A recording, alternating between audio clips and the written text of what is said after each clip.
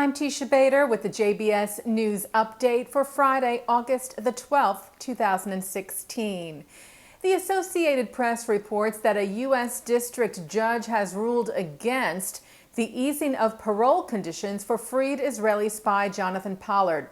Judge Catherine Forrest said yesterday that the U.S. Parole Commission did not abuse its discretion when it required that Pollard submit to a curfew and to the monitoring of his work computers and his whereabouts. Pollard's lawyers argued that the restrictions placed on him upon his release from prison blocked him from accepting an offer to work as a financial analyst.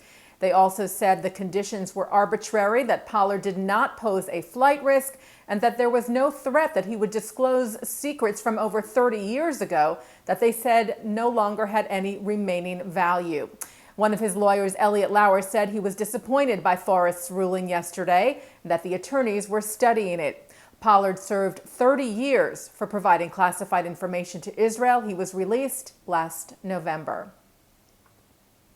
The 85th victim of the bombing of a Jewish center in Buenos Aires, Argentina, 22 years ago was identified this week. For years, the body, the only unidentified fatality of the 1994 bombing of the AMIA Jewish Center, was assumed to have been that of the suicide bomber. However, back in 2002, an identity card was found belonging to 20-year-old Augusto Daniel Jesus, and efforts began to try and see if his DNA was a match. The Argentinian government's AMIA Special Investigating Unit announced on Wednesday that indeed it was. Jesus and his mother were at the Jewish Center taking a class when they were both killed, along with 83 others. Turning now to Rio, where Jewish-American gymnast Aly Raisman is once again in the headlines. Raisman won the Olympic silver medal in the women's gymnastics all-around yesterday. The silver is her 5th Olympic medal overall. In 2012, Raisman took the gold home in the team and floor exercise competitions and won a bronze in the balance beam. And an incident to report to you about that seemed to be an anti-Israel snub. It happened when Israeli judoka Or Sasson defeated his Egyptian rival Islam El-Shahabi in the first round of the men's over 100-kilogram competition at the Games today. It is customary at the end of a judo match for both opponents to bow and shake hands as a sign of respect.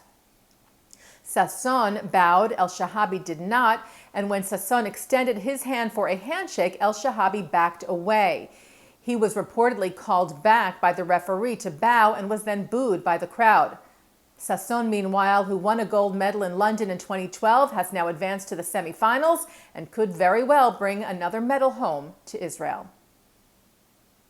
Teisha Bader, the 9th day of Av, begins tomorrow night. The fast day commemorates the destruction of the first and second temples in Jerusalem and the tragic ramifications of sinat chinam, baseless hatred. Across the Jewish world, Jews will gather to study and read together from the Book of Lamentations and mark the day of mourning. Yesterday, Israel's President Reuven Rivlin hosted an inclusive study session with various different streams of the Jewish community. As we reported to you last week, the event was held together with the Jewish People Policy Institute, the JPPI. That pluralism project is supported by the William Davidson Foundation. Senior fellow at the JPPI, which is a think tank, Shmuel Rosner, chaired the event. He told the crowd that especially in times like today, it is essential for Jews to be able to come together, not just for debate and bickering, but to learn about and acknowledge the many things we share. He praised Rivlin for hosting the gathering for the 2nd year in a row, for, quote, making an important statement that Jews of all denominations and schools of thought should have discussions while maintaining a shared respect and tolerance for each other. And taking a look now at our programming for tonight on JBS for Friday, August the 12th. Live Shabbat services are coming up at 6 o'clock from New York City's Central Synagogue, followed at 7:30 by highlights of the Krakow Jewish Festival. At 8 tonight, a discussion with 4 leading American female rabbis: Orthodox Rabbi Sarah Hurwitz, Conservative Rabbi Diane Kohler-Esses, and Reform Rabbis Angela Buchdahl and Diana Gerson from the 92nd Street Y. At 9 tonight, it's the film Hasidism and Mysticism. At 10, the Israeli documentary Tradition, That is followed by Muzika at 10:30 with Ravid Kahalani. And coming up right after this newscast tonight, Rabbi Shlomo Riskin offers his thoughts on this week's Torah portion on Parshat HaShavua. And that's the JBS News Update for Friday, August the 12th, 2016. I'm Teisha Bader. Shabbat Shalom.